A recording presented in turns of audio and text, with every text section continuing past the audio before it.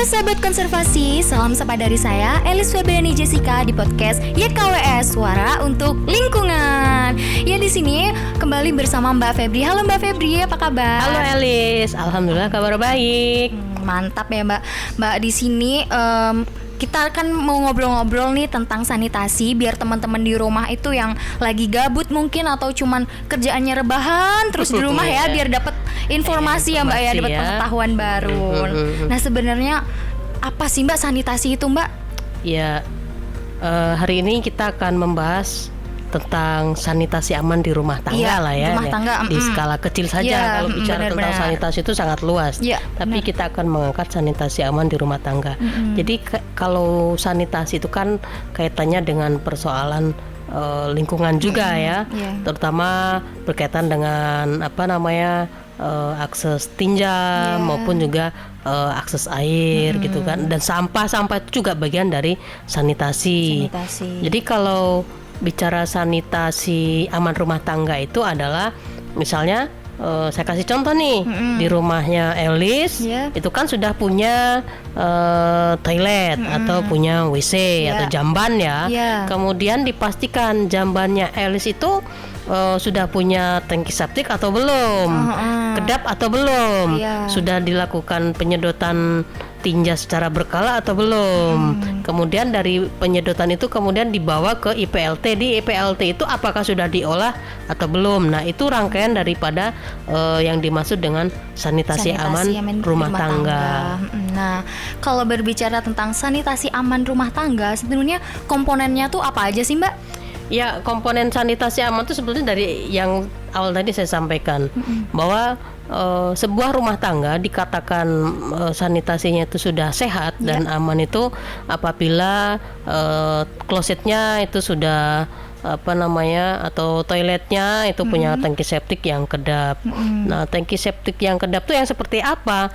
Nah, tentunya yang dia tidak merembes atau tidak bocor jadi untuk menjadi penampungan tinjanya. Nah yang ada di masyarakat saat ini itu kan mereka beranggapan bahwa mereka sudah memiliki septic tank. Septic tank itu ya dibuat kotak. Umumnya kan di kampung itu kan buat septic tanknya kotak. Kemudian di bawahnya itu sebetulnya nggak dicor, jadi dibiarkan dengan asumsi yang dulu dibangun adalah supaya meresap. Nah itu kan sebetulnya juga bisa membahayakan untuk kesehatan.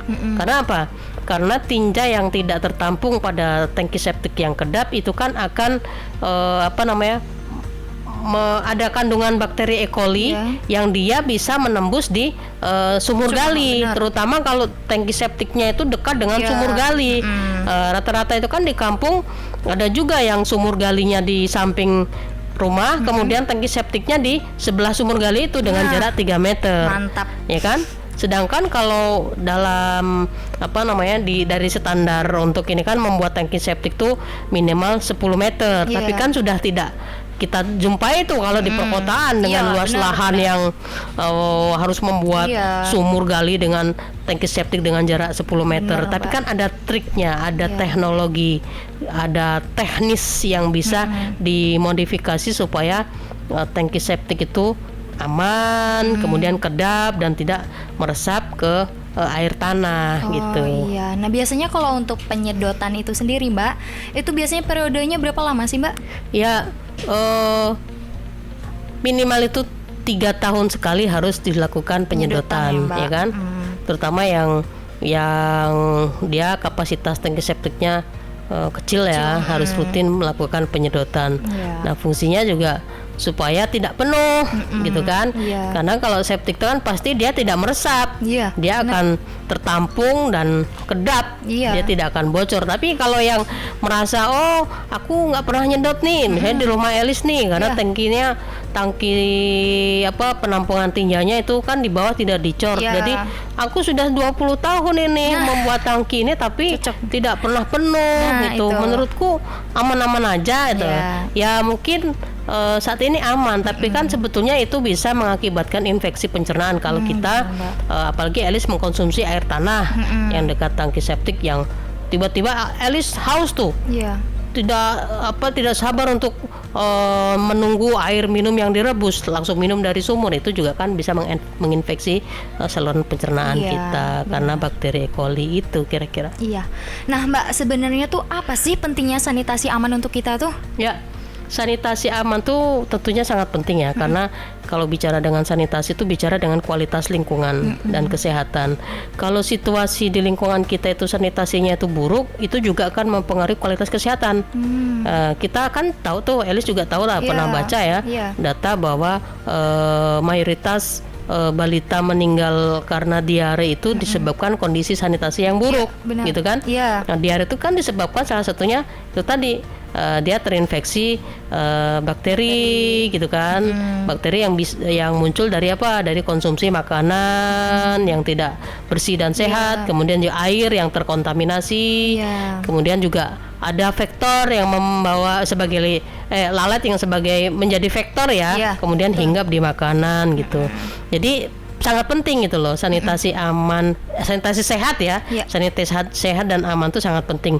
Nah, kalau bicara sanitasi aman kan kita juga harus melihat apakah pemerintah daerah atau pemerintah kabupaten dan kota itu sudah mempersiapkan infrastruktur untuk pengelolaan sanitasi amannya. Jadi kalau kategori sanitasi rumah tangga yang istilahnya sudah punya toilet, sudah punya tangki septik yang kedap, kemudian sudah melakukan penyedotan, itu kategori sanitasi sehat. Tapi kalau sanitasi aman adalah memastikan juga di IPLT yang disediakan oleh pemerintah kota atau kabupaten apakah sudah diolah juga. Jangan-jangan pada saat si penyedia layanan sedot tinja itu kemudian membuang tinjanya ke sungai atau ke kebun atau ke IPLT yang tidak diolah lagi, itu juga akan menimbulkan persoalan baru gitu. Nah, berbicara tentang pemerintah itu tadi, Mbak, menurut Mbak Febri, upaya apa sih yang sudah dilakukan pemerintah untuk menciptakan sanitasi aman ini khususnya di Provinsi Lampung? Ya, ini saya mengutip data dari Bappenas ya. Di Indonesia aja cakupan sanitasi aman aja baru 7%. Indonesia ya, dari 33 provinsi dengan baru 7%. Ya, baru 7%. Nah, ini kalau bicara di Provinsi Lampung ini baru 0,3% saja gitu kan, masih sangat 0 gitu kan, belum sampai 1%. Jadi masih sangat jauh dikategorikan pencapaian akses sanitasi amannya yang di atas 5%. Ya, kalau bicara sanitasi sehat mungkin masih sudah mulai lah ya, masyarakat sudah mulai sadar untuk melakukan penyedotan tinja. Kemudian juga upaya yang dilakukan oleh pemerintah Provinsi Lampung menurut saya ini kan memang belum begitu masif dan belum begitu mementingkan menjadikan persoalan utama persoalan sanitasi ini. Jadi harus terus didorong, kita sebagai masyarakat juga tentunya mendorong ke pemerintah. Kita sudah berupaya ini untuk mewujudkan sanitasi sehat dan aman, tapi ternyata di tatanan pemerintah juga penyediaan pengelolaan tinjanya kurang mumpuni atau kurang, infrastrukturnya belum tersedia, yaitu menjadi tanggung jawab pemerintah provinsi maupun kabupaten dan kota. Nah, kalau di Lampung hasil dari riset kami ya, kami juga pernah melakukan riset pos ODF namanya rapid test RTA, rapid test analysis, yang mengangkat tentang pos ODF dan sanitasi aman di Kabupaten Pringsewu. Kabupaten Pringsewu pun itu baru 0,3% saja. Jadi kan masih sangat rendah sekali gitu kan. Nah, bicara Provinsi Lampung apalagi gitu kan. Belum lagi dari 15 kabupaten kota itu baru ada 4 kabupaten yang ODF. Nah, ODF-nya itu kan juga kita juga harus ukur apakah mereka itu semuanya sudah improve tuh gini, semua rumah tangga sudah memiliki sarana jamban sehat. Tapi kan ada juga ODF yang masih statusnya akses itu kan numpang. Nah, numpang kan bisa saja itu nanti akan kembali BAB sembarangan gitu. Ya, jadi tuh sebenarnya kuncinya itu bukan hanya di pemerintah ya, Mbak. Jadi di kitanya juga harus di masyarakat ada. juga harus sadar juga bagaimana membantu pemerintah mewujudkan terciptanya pengelolaan sanitasi sehat dan aman gitu. Benar. Nah ini makasih banyak banget ya untuk Mbak Iya. Febri ya udah sharing-sharing nih tentang sanitasi buat teman-teman di rumah, semoga bisa bermanfaat ya, dan jangan lupa untuk selalu menjaga kesehatan di rumah apalagi masih masa pandemi seperti Iya. ini. Oke, selamat beristirahat ya. Terima kasih sudah mendengarkan podcast dari Elis dan Mbak Febri, dan jangan lupa untuk mendengarkan podcast Elis lagi di podcast YKWS Suara untuk Lingkungan.